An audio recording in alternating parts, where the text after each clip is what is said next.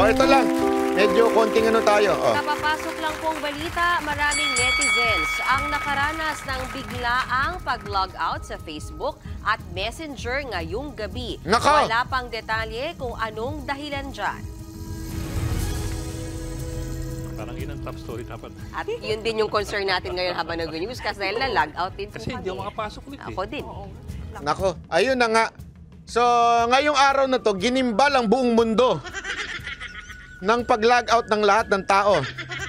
Sabay na nagtakbuhan sa Twitter. Oh. Kaya nga, grabe yung sa Twitter ngayon eh. Alam niyo ba, may pinost si Elon Musk. Tawa ako sa post ni Elon Musk eh. Parang sinasabi niya, kaya kayo naandi dito kasi nag-fail ang Facebook, Instagram at Messenger. No. Hindi, pero alam nyo, ito mga kababayan. Ito, kaya sabi ko sa inyo, dapat, may problema dito sa Facebook. Matagal na ho ito. Dapat talaga, gumawa na kayo ng account sa YouTube. Kasi better talaga ang YouTube. Wala hong biro. Instability, stability, support, ang Google talaga maaasahan mo. Ang Facebook, grabe ho. Magtataka ka talaga, bigla na lang mahahack kahit yung email mo hindi naman nahack, yung number mo hindi naman nahack, biglang napapalitan. Paano mapapalitan yun? May two-way authentication pa sila pero napapalitan naman. 'Di ba? Kasi kaya ka nga may two-way authentication eh. Magte-text sa'yo pagka kailangan, pag may magpapalit ng password mo o may maglalagin, magte-text sa'yo. Tapos i-confirm mo muna, kaya nga may two-way authentication eh. Hindi naman nawala. 'Di ba? Hindi naman nawala yung cellphone mo, hindi naman nawala. Biglang magkakaganon. Hindi mo maasahan ang system ng Facebook. So, ang akin lang, hindi ko naman sa sinisiraan ng Facebook, maganda o siguro, gumawa na kayo ng YouTube nyo. Dito, ako, nung kanina, na-realize ko talaga eh. Kasi siyempre, mas active ako sa Facebook eh, di ba? Mas nagpo-post ako doon. Sabi ko, hindi na. Hindi naman sa hindi na ako magpo-post doon. Pero mas magiging active na ako sa YouTube talaga. Wala kang maasahan dito. Dinaig pa nito yung mga boyfriend na walang pera eh. Ay, grabe naman yan, Banat Bay! Boyfriend na walang pera talaga. Oo, yung mga hindi mo maasahan. Yung mga patay gutom na boyfriend. Di ba? Alam mo anong kulang ng YouTube? Google. I hope you're listening. You know what's your kulang? Social. You know what's your kulang? In English is, you know what you want to do? You know what you are lacking? Google? Lalong naguluhan si Google, Google, you are lacking a DM, a direct message. In other words, you need to have like a messenger of Facebook. So Google, do something about it. Okay? Kasi eto bakit ba nag-i-stay sa Facebook? Kasi ang Facebook kahit paano, marami sa atin nakadepende na buhay sa Messenger eh. Tama, mali. Di ba? Eh kaya nga, kung sana ang YouTube magkaroon ng Messenger, di ba? Kasi anyway, inunti-unti naman ng YouTube eh. From dati, video lang ang pwedeng i-post. Ngayon, pwede ka na mag-post ng picture, di ba? Tapos, pwede ka na rin mag-shorts. Di ko nga alam kung ang nauna ng shorts, I think YouTube ata eh. At the same time, pwede ka na rin mag-status sa YouTube. Tama, mali. Di ba? Sana, yung susunod na, I hope YouTube, the next thing that you would do is Messenger. Para people would transfer to messaging each other through YouTube message. Tama, mali. Di ba, di ba? Meron dati like Facebook, Google Plus, pero nawala. Hindi maganda yun eh. Pag lumalayo ka eh. Dapat talaga yung sarili. Doon na lang sa YouTube din eh. Dapat may ganun eh. Di ba? Although there's an email, pero ang pangit naman, email. Pero ngayon naman, meron naman naibalik na ho ang YouTube. Kaya lang, ako rin, hindi pa rin ako umaasa. Di ba? Mahirap na umasa yung nagloko na, tapos aasa ka pa.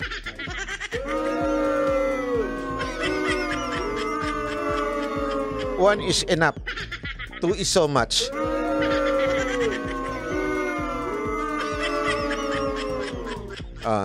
Sabi nito, mas magiging masaya po ang buhay nyo pag wala kayong FB. 10 years ng tahimik ang buhay ko dahil wala akong FB. Tama, wala kayo dyan, kutik. Kanina naglabasan yung mga tao sa kondo eh. Parang nagkasunog eh. Oh, sa sobrang ano. Oh, ano na? Ay, alas 4 na. Tuloy-tuloy pa. Oh, ito naman. Ito. Pag-usapan natin ng bahagya ito ha. Kasi natatawa ako dito eh. Ay, nako, grabe. Nauwi sa barilan ang pagtugis ng mga pulis sa isang Chinese sa Taguig. Pero tama nga ba ang kinilos ng mga pulis? Lalo't nangyari ang barilan sa mataong lugar. Kaya sandali, sabi nito, hindi ka dumidisagree kay Kibuloy, suportang-suporta ka nga eh. Ugok. Ugok. Yun yung pinali niya eh. Ugok. Hindi ka naman eh. Paulit-ulit eh. Ulit-ulit? Minsan talaga yung mga nanonood, paulit-ulit din eh, no? Ulitin ko, kung dumidisagree man ako kay Kibuloy, it's not on politics. Ang dinidisagree ko kay Kibuloy, yung belief niya sa relihiyon. Ulitin ko, yung belief niya. Ang dinidisagree ko, yung faith issue. In terms of politics, may mga dinidisagree lang ako nung time na tinaas niya ang kamay ng unit team. Yun. Pero ngayon, sa pinaglalaban nila, agree po ako. Okay? Agree po ako sa pinaglalaban nila ngayon sa politika. O, linawin natin, huwag kang paulit-ulit.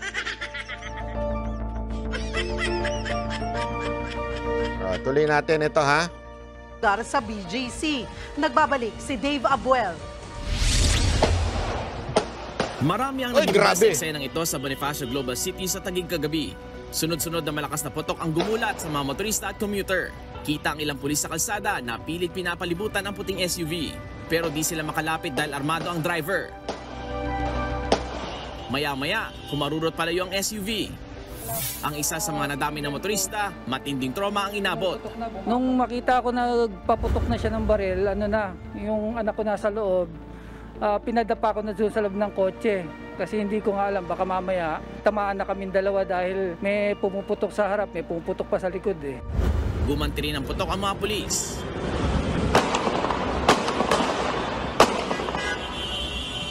Dahil sa barilan, bumigat ang traffic sa lugar.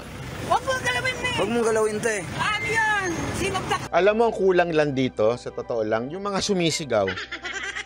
Pag may nagbibideo, matik na yan, sisigaw kayo. Ah! Ah! Kahit hindi kayo kasali dun sa eksena. May ganun dapat eh.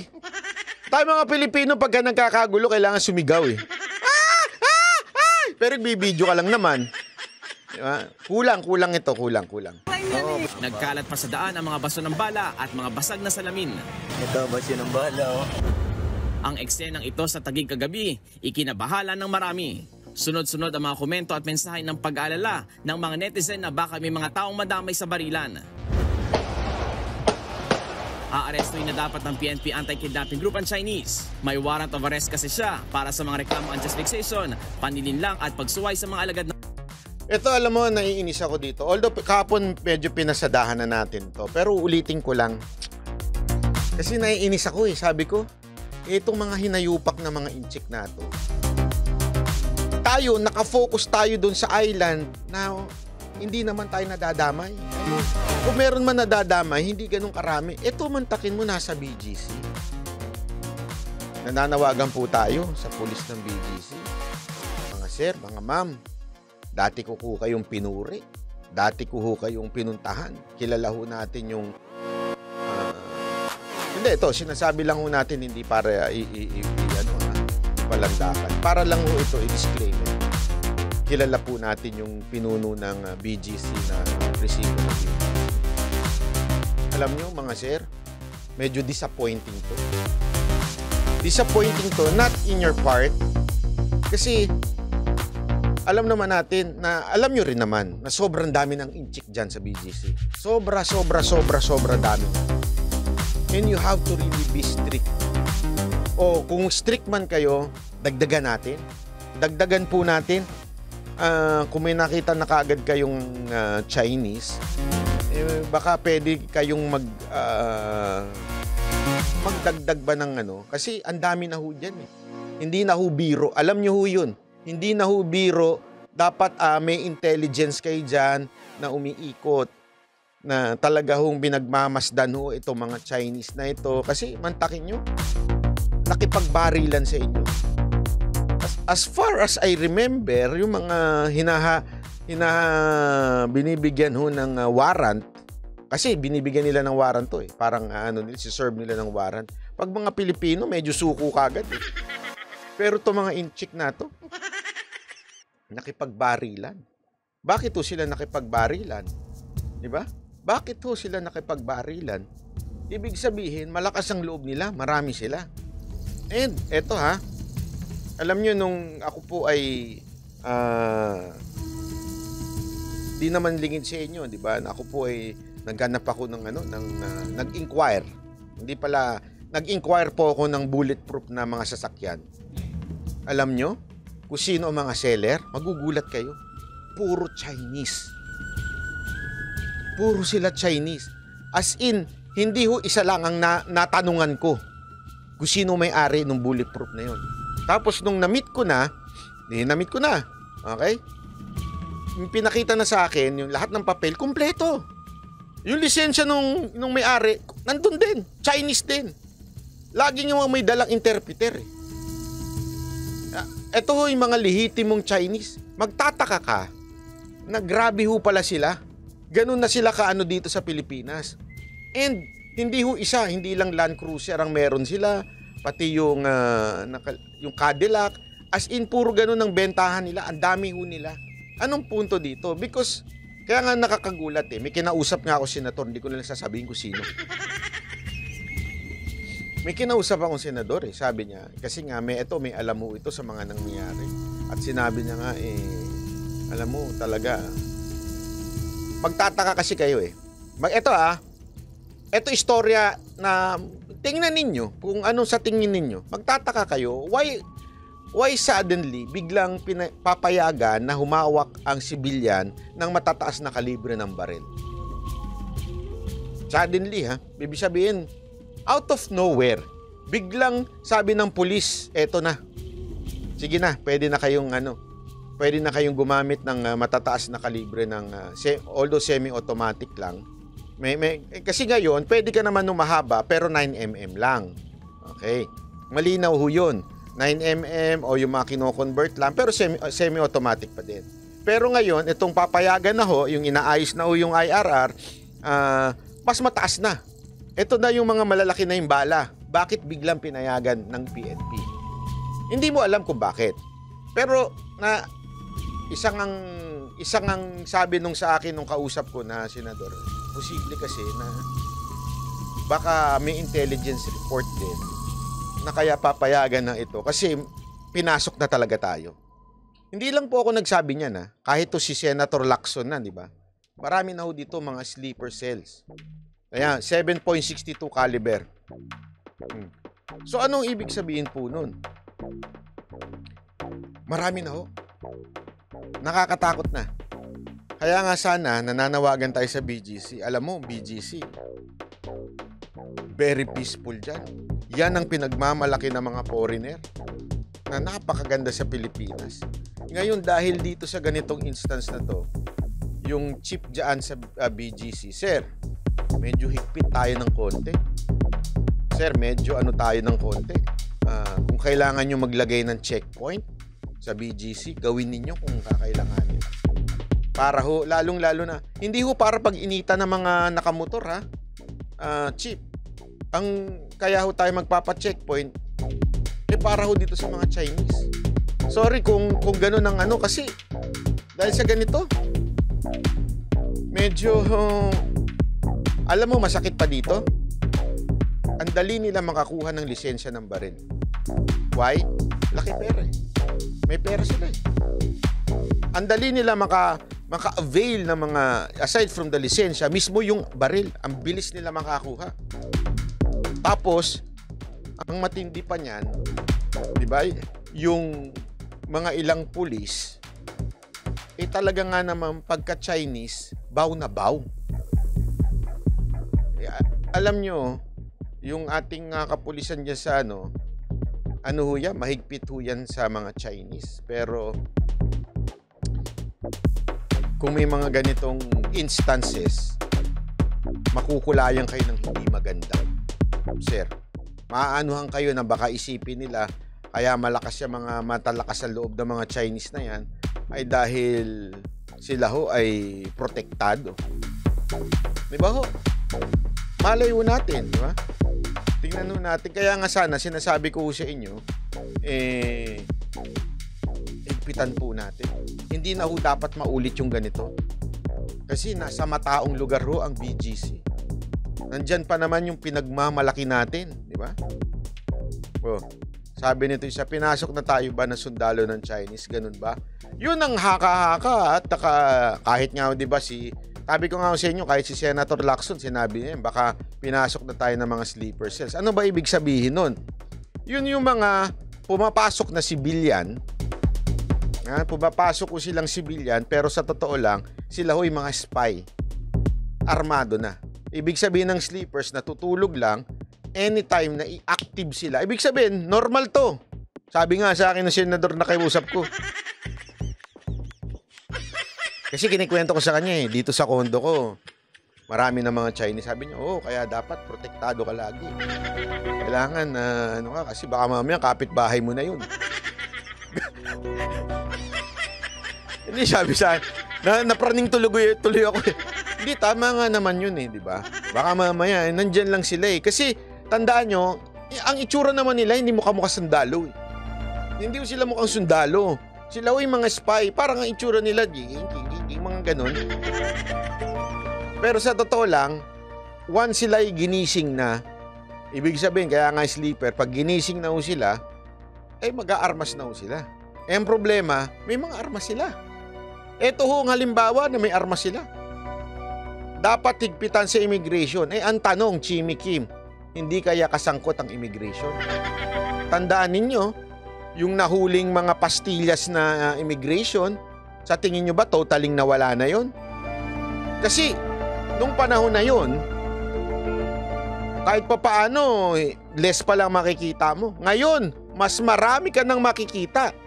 Kung talagang nasolusyonan noong panahon na yung pastillas na bura sa immigration, kung nasolusyonan yon, di sana nababawasan at least ganito ka lang ang mga Chinese. Hindi dumadami sila. Di ba may balita nga ako na sa inyo na isang USEC, di ko na lang papangalanan ng pangalan yan. Dating DOF, USEC sa Department of Foreign Affairs. At ngayon, USEC na siya sa DOJ. May clue na kayo, maghanap kayo ngayon na USEC. Di ba? Ngayon, ang gusto niya, siya ang magbibigay ng visa. DOJ na daw. DFA ho yan. Trabaho. Hindi pala DOF. Sorry. Nasabi ko kanina DOF. DFA. Ang magtatrabaho ng visa ng mga DFA. Pero gusto niyang kunin. Kasi nga lumipat na siya. So kumakatkong daw siya ng malaki. Naku po, pabihirang buhay. Lumalala na talaga tayo. Kaya pala panay paputok mo. Para siyempre. Nagre-ready lang tayo. Iba naman yung handa di ba?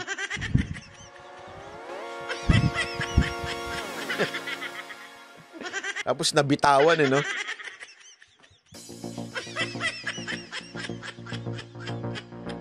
Nako. Sana tinatawagan ng pansin natin ng mga kapulisan natin. Mga mahal nating kapulisan yan sa BGC.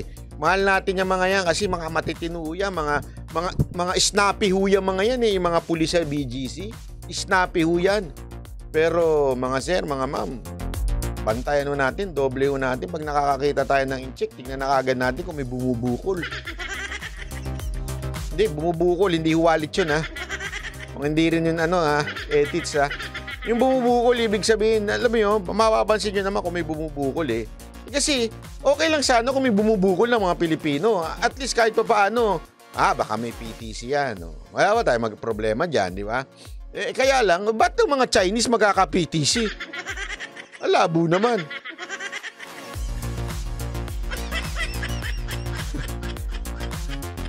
Sabi na, trigger word ng sleeper agents ng China, maling. Hindi, mailing. Di mo alam yun, sa warrior yun. Batas. Upon serving yung warrant, tumakbo na yung ating suspect. Then from there nagkameron ng confrontation, armed Ito, matikas pa naman to si Colonel Robert Baiza. Matikas to, magaling ho to. Walang biro. Napakagaling ho nitong chief of police ng Taguig na ito. Kaya nga maayos tong Taguig eh. Matikas ho ito. Kaya lang sir, maganda, doblehin natin. Pag nakakita tayo ng Chinese na may bumubuhol, bukulan na kagad natin. Pag may nakita na kagad tayo, kasi marami tanda, lalong-lalo na ho, yung sa gabi, marami niyan sa mga club. Naku po, yung mga Chinese, pati babae natin, uubos na. Hindi naman bawal yun, pero kagustuhan ng mga babae yun, problema na nila yun. Pero gayon pa man, bantayan naman natin. Kasi, paano magiging safety yung BGC pagka ganyan, di ba? confrontation, nagkameron ng konting chase, nagkabarilan. Kanina, iginiit ng PNP Anti-Kidnapping Group na sinunod nila ang tamang protocol sa pag-aresto. Nung pag-serve niya, pumutok na siya, then tumakbo na siya. Then doon naghabol siya hanggang sa makapasok sa... Doon ka magtataka eh. Bakit ang lakas ng loob? Di ba? Kasi kung Pinoy yan, bigla ka sinorma ng warrant, alam mo, ang daming pulis, ang daming mong hindi ka napalag eh. Bakit ang lakas ng loob pumalag? Magtataka ka dun. Praning lang? Baka naman sabog, hindi natin alam, pero magtataka ka. Ibig sabihin, malamang, iniisip niya, o kaya naman, baka lang ha? Hindi, aside from may backer, posible rin. Baka naman, hindi kasi kahit may backer ka, pag may pulis na, hindi ka papalag on the spot, hindi ka makikipaglabanan. Tama, mali. Gagawin mo, kung may backer ka nga sige, okay, pusasan niyo ako. Go. Tara, laban tayo. Pagtapos, saka ka mapapakawalan. Alam mo kung bakit sila confident? Ito lang ang nasa isip ko. Kasi marunong silang pumutok. Kaya sila confident, malamang train. Kasi sa usapan ng baril, sa usapan ng baril, hindi porket may baril ka, panalo ka na. Ayun ang tatandaan ninyo, hindi porket may baril ka, ikaw na winner. Hindi ganun ang usapan dyan. Ang usapan dyan, kahit may baril ka, siguraduhin mo asintado ka. Kasi tandaan ninyo, kaya nga kahit pulis dapat yan tuloy-tuloy ang training. Kasi aanuhin mo ang baril mo, kasi tandaan nyo ito ang baril ay hindi weapon. Huwag mong kakalimutan yan. Ang weapon ay yung taong kumakalabit sa baril. Hindi ho yung baril. Huwag niyo kakalimutan niya. Yan ang training na natanggap ko sa YouTube. Ang birang training yan. Hindi totoo naman. Kahit anong baril mo, kung hindi ka marunong gumamit niyan, wala yan. Walang saysay yan. Kaya dapat rehearse ka ng rehearse. Practice ka ng practice. Kaya nga naisip ko kagad doon, bakit siya nakipagputukan? Kung he is surrounded by the police, tapos you are in a foreign land, bakit ka puputok? Ibig lang sabihin nun, marunong kang pumutok, sanay ka makipagbarilan, hindi ka basta-basta. Kasi alam mong mananalo ka. Kita Brod, salamat po. Naintindihan niyo ibig sabihin? Alam mong mananalo ka, kaya ka pumutok. Kasi kung alam mong mamamatay ka, hindi ka puputok. Tanga ka ba? Kung alam mong ang dami nang nasa paligid mo, ba't ka puputok? The only way ka puputok, confident ka na mapapatay mo sila. Ibig sabihin, tama, well-trained. Kaya nakakatakot ito. Bakit nakipagsabayan sa pulis? Mantakin mo, makikipagsabayan ka sa pulis sa foreign land. Meron ka pinagyayabang. Di ba? Area ng BGC. Meron naman tayong warrant of arrest na isinerve, legitimate operation, and then We have personnel led by an officer with Mark Bickel and in coordination with the local PNP on the ground. Sa ilalim ng PNP operational procedures, pwedeng gumamit ng baril ang mga pulis sa isang operasyon kung armado at mapanganib ang suspect. Pero kailangan nilang iwasan ang ulo at ibang vital parts ng katawan tulad ng puso, baga, atay at iba pa. Kung papaputokan naman ang umaandar na sasakyan ng isang suspect, kailangan ikonsidera ang intent at kakayanan ng suspect na manakit ng pulis at ibang tao. Dapat din maisaalang-alang ang distansya ng suspect mula sa mga pulis at sibilyan.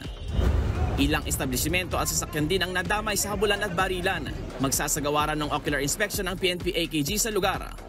Kung mayroon man na damage, and then willing naman natin ipagawa o harapin kung mayroong na damage due in the conduct of operation. Kapag meron pa tayong hinahabol na kriminal, may mga bagay siguro na mahirap iwasan, no? Hindi natin kontrolado. Mula sa sentro ng BGC, umabot ang habulan at barilan hanggang sa 31st Street, kung saan tuluyang naaresto ang suspect. Pero diniretso sa ospital matapos magtamo ng tama ng bala sa likod. Nagbabalita mula sa frontline, Dave Abuel. Ito namang kapulisan, no? Bakit sa likod? Pat sa ulo, Dave. Biro lang, biro lang.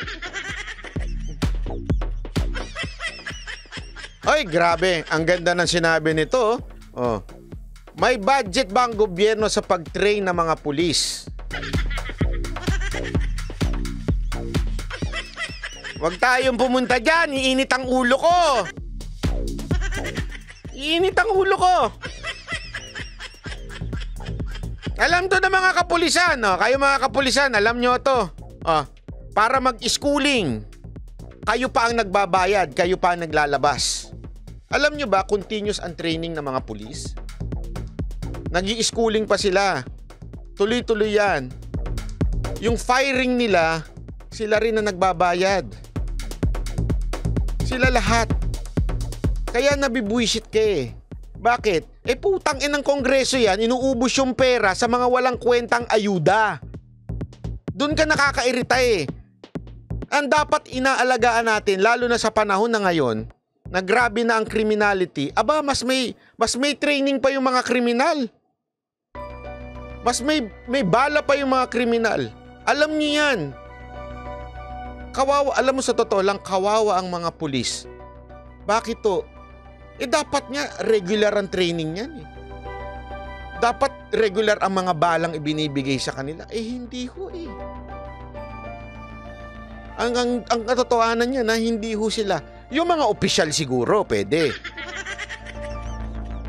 Pero dapat requirement yan eh. Kasi paano magpa-practice ho yung mga yan pumutok? Kung ang magbabayad ng bala sila lang din. Di ba? Kung sila rin naman schooling, sila rin ang nagbabayad. Yun ang katotohanan. Tapos biglang ang gagawin ng gobyerno nito, tong kamera na to, maglalagay ng insertion na bilyon para sa ayuda. Anong kalokohan yun? Hindi totoo yan. Kaya sabi ko sa iyo, ikaw balitang totoo. Pinainit mo ulo ko dyan eh. Ito, walang biro ito. Maging, tama yung sinabi ni Sa, pati uniforme. Sila ho yan. Siguro yung una lang, pero yung mga dares. Nung panahon nga ni Pangulong Duterte, di ba natagpuan niya yung mga sundalo, walang mga baril? Alam nyo ba ang sundalo nun kung papaano magkabaril? Eto kunwari, na-destino ka dito. Yung baril mo, iyon ang ibibigyan na mission order ngayon para sa'yo. Pero pag lilipat ka, doon ka na uli bibigyan ng baril. Iba-ibang baril ang ginagamit. Alam mo, dapat, sa pagbaril, dapat yung kabisado mo.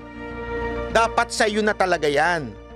Kasi pag hindi pa sa'yo yan, kaya nga yung ibang pulis, ang ginagawa, bumibili ng sariling baril. At yung pong baril na yon, yun po yung gagamitin nila. Kasi pag inisyu lang sa'yo, pwedeng kunin sa'yo. Ang problema, ang baril, parang ano yan, parang motor yan. Mas matindi pa yan sa motor. Kasi ang motor, kaya ako, halimbawa ko, di ba, nakaka-ayos naman ako, pag motor ako, kung saan-saan, kasi kabisado ko yung ginagamit kong motor.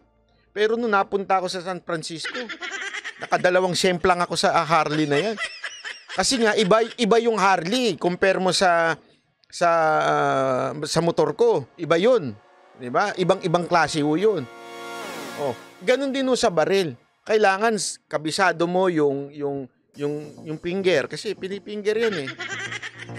Seryoso ito, baka ang babastos kasi ng isip nyo. Yung finger, yung kalabit kasi may trigger na kailangan mong, pag hindi mo kabisado yan, ang tendency niyan, gumanon yung baril mo kasi pipigilan mo. So hindi ka makatama. Kaya dapat ano yan, yan ho ay dapat kabisado mo. O pati pagbunot, kung kailan, kung papaano, lahat yan. Para mga baby yan eh. Dapat ganun ang baril. Eh ang problema sa atin, ultimong baril, palitan pa eh. Kanya-kanyang bili. Isipin mo yun. Okay lang sana eh. Alam mo yung okay lang sana kung sasabihin ng gobyerno, kasi wala talaga tayong pera. Okay lang. Maintindihan natin yun. Pero kung alam mong inuubos lang ng Kongreso yung pera sa pamamimigay ng ayuda, hindi ka pa mabibwisit nun. Di ba?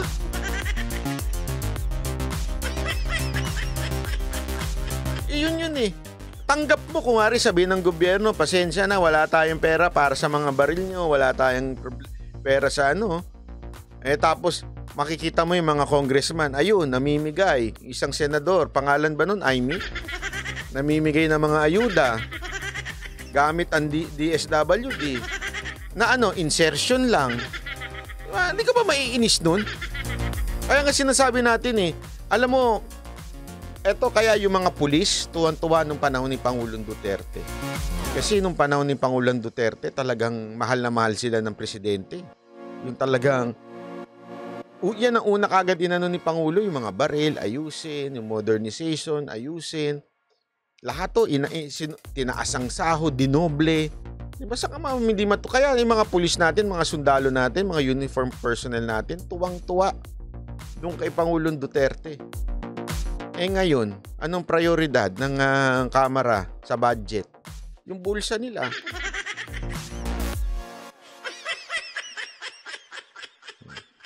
Diba? Ito, pag-usapan na natin to.